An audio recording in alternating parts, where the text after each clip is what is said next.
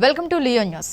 నమస్తే అండి. నమస్తే అమ్మా. ఇప్పుడంటే వార్తలు అనగానే రకరకాల ఛానల్స్ వచ్చేసినాయి. యూట్యూబ్ కానీ శాటిలైట్స్ కానీ చాలా రకాల ఛానల్స్ ఉన్నాయి. కానీ ఒకప్పుడు వార్తలు అంటే మనకు గుర్తుకొచ్చేది ఆకాశవాణి, దూరదర్శన్ మాత్రమే. ఆ దూరదర్శన్లో న్యూస్ చదివేవాళ్ళు శాంతి స్వరూప్ గారు. అంటే మాకు తెలియని కూడా తెలియదు, కానీ తర్వాత చూసాం. బట్ ఆయన ఇవాళ మరణించారు అని వార్త అయితే వచ్చింది. అసలు ఆయన గురించి మీకు తెలిసిందే.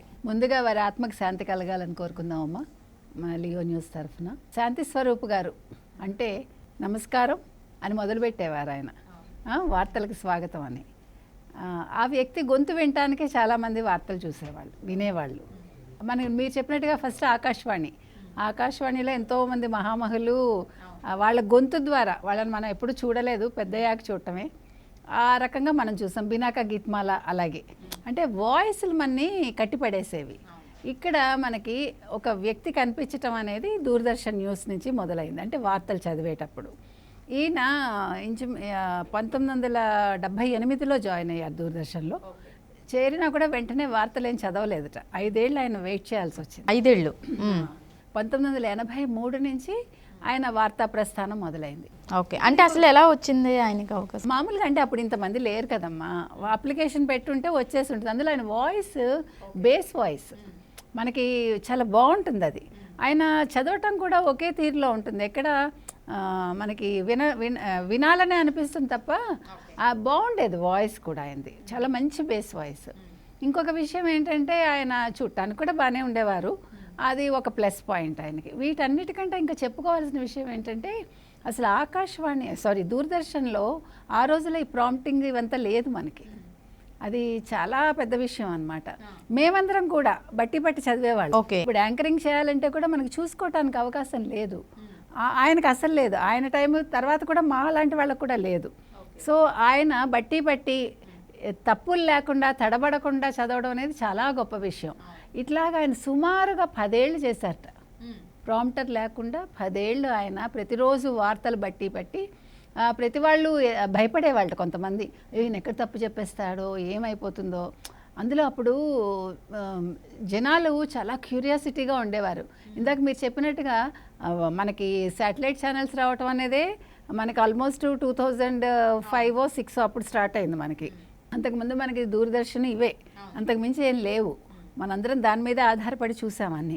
దాంతో ఇంకా అసలు అది ప్రపంచం అంతా చూస్తుందేమో అన్న ఫీల్లో ఉండేదన్నమాట.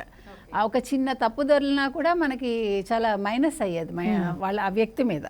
సో ఆ రకంగా ఆయన ప్రస్థానం మొదలయ్యి తర్వాత వారు తన సహచరిగా ఇంకో న్యూస్ రీడర్ని రోజారాణి అని ఆవిడని చేసుకున్నారు. ఆవిడ కూడా న్యూస్ రీడరే. ఆవిడతో 1980లో వారికి వివాహం అయింది నాకు తెలిసి. వాళ్ళిద్దరు కూడా బాగున్నారు. ఆవిడ అనారోగ్య కారణాలతోటే మరణించారు పాపం. ముందే వెళ్ళిపోయారు ఆయన. ఇటీవల కూడా వారిని కలిశాను. కలిసినప్పుడు రమ్మన్నారు, వెళ్ళటం కుదరలేదు నాకు. కానీ ఒక మంచి వ్యక్తిని మనం కోల్పోయాం.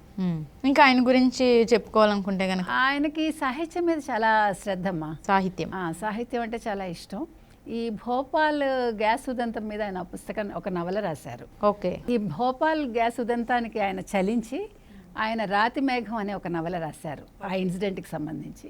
అది కాకుండా ఆయన క్రికెట్ అంటే చాలా ఇష్టంట. క్రికెట్ మీద ఆయన క్రేజ్ అనే ఒక నవల రాశారు.